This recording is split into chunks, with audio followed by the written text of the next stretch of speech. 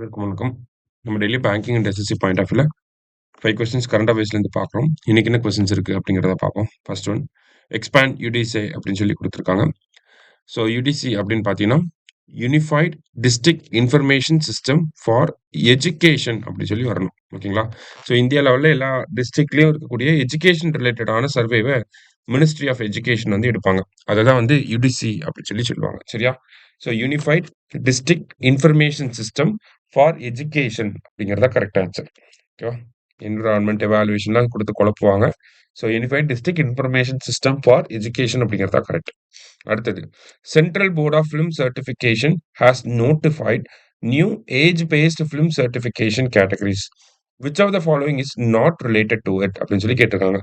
So நமக்கு CBFC கேள்விப்பட்டிருப்பீங்க, படத்துல எல்லாம் பார்த்துருப்பீங்க. ஸோ இவங்க தான் வந்து இந்த யூ சர்டிஃபிகேட், யூஏ சர்டிஃபிகேட் அதெல்லாம் வந்து கொடுத்துட்டு இருக்காங்க இல்லையா? ஸோ இவங்க இப்போ ஏஜ் பேஸ்டா வந்து அந்த கேட்டகரி சர்டிஃபிகேஷன் கேட்டகரிஸை சேஞ்ச் பண்ணிட்டாங்க. அதுல எது வராது அப்படின்னு சொல்லி கேட்டிருக்காங்க. எது வராது அப்படின்னு பார்த்தீங்கன்னா யூஏ 10+ அப்படிங்கிறது வராது. ஸோ இவங்க என்னெல்லாம் கொண்டு வந்திருக்காங்க அப்படின்னா யூஏ 7+ அப்படிங்கிறத கொண்டு வந்திருக்காங்க, யூஏ 13+ அப்படிங்கிறத கொண்டு வந்திருக்காங்க, அடுத்தது யூஏ 16+ அப்படிங்கிறத கொண்டு வந்திருக்காங்க. ஓகேவா? ஸோ 7 வயசுக்கு மேல இருக்கவங்க தான் இந்த படத்தை பார்க்கணும், 13 வயசுக்கு மேல இருக்கவங்க தான் இதை பார்க்கணும், 16 வயசுக்கு மேல இருக்கவங்க தான் பார்க்கணும் அப்படிங்கிற இந்த கேட்டகரிஸை அனௌன்ஸ் பண்ணியிருக்காங்க, நோட்டிஃபை பண்ணியிருக்காங்க. சரியா? So option B. அடுத்தது, neolithic habitation site with evidence of early metallurgy unearthed in Dima Hasao district of which state அப்படின்னு சொல்லி கேட்டிருக்காங்க. ஸோ ஒரு நியோலித்திக் சைட்டை வந்து கண்டுபிடிச்சிருக்காங்க. ஸோ அதில் வந்து மெட்டலர்ஜி அப்படின்னா அயன் அந்த மாதிரியான மெட்டல்ஸ் பயன்படுத்துனதுக்கான எவிடன்சஸ் வந்து இருக்கு.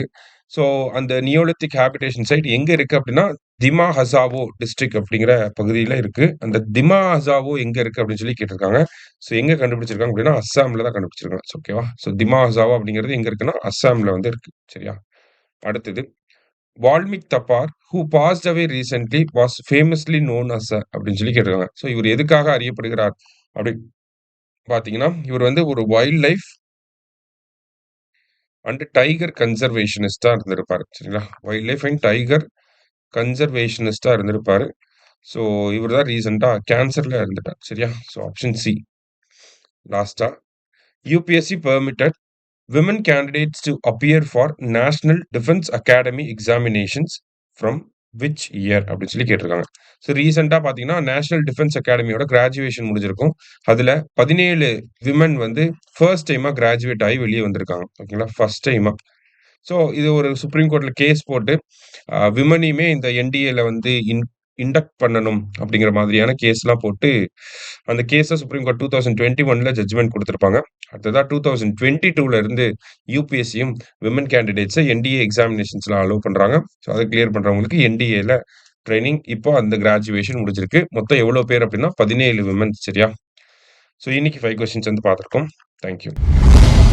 சுரேஷ் IAS அகாடமி, வெற்றியின் முகவரி.